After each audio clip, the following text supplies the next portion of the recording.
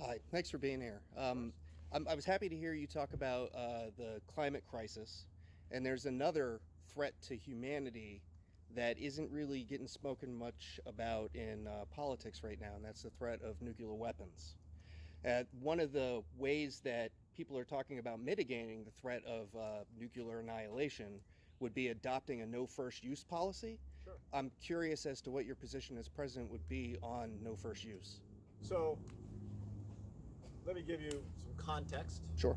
Uh, I would argue that the most important aspect of being president is the role as commander in chief in charge of our safety and security of, well, not just this country, but to a large extent, the world.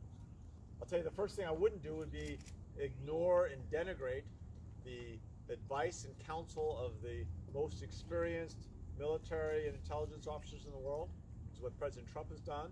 Second thing I wouldn't do is alienate and insult our allies of longest standing. So you start with NATO, but you go down the whole list of that. We have 24, 25 other strategic alliances, and we are turning our back on those alliances,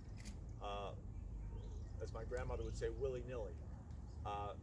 I believe that we need constant engagement.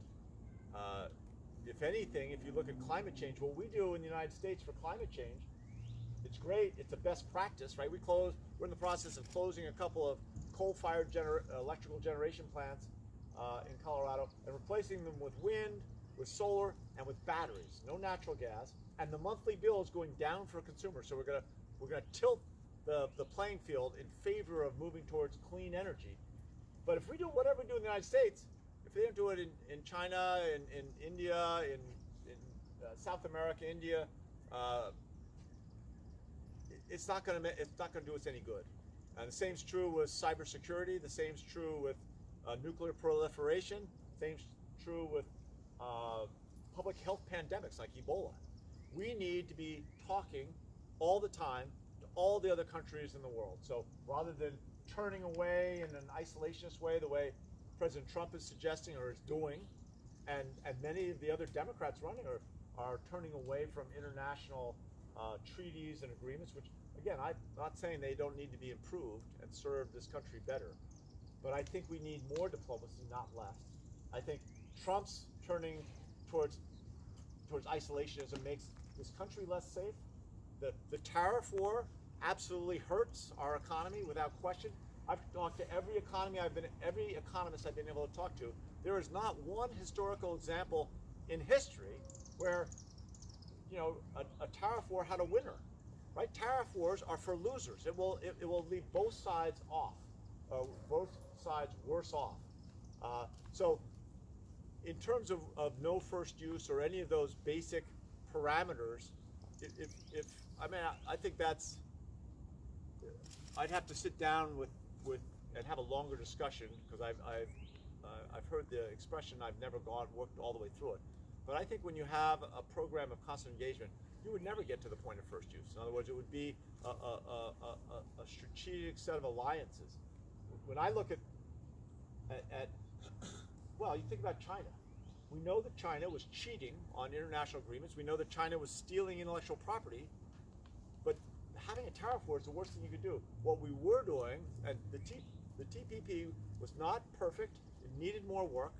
But having all of our closest allies working together to put economic pressure on China to conform with the international standards of here's the appropriate international behavior around intellectual property, capital, all that stuff.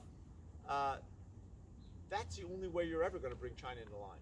So my guess is I would be happy to do that, but I want to commit to that. But I want to sit down and work through with the people. I've got a bunch of people advising me that have lifetime of experience in this. Sure. I want to consult with them first. Do you mind if I follow up real quick? No, sure. Are you aware that China was the first country in the world to sign to agree to never use nuclear weapons first? I didn't Yeah, know it happened in 1964. Right.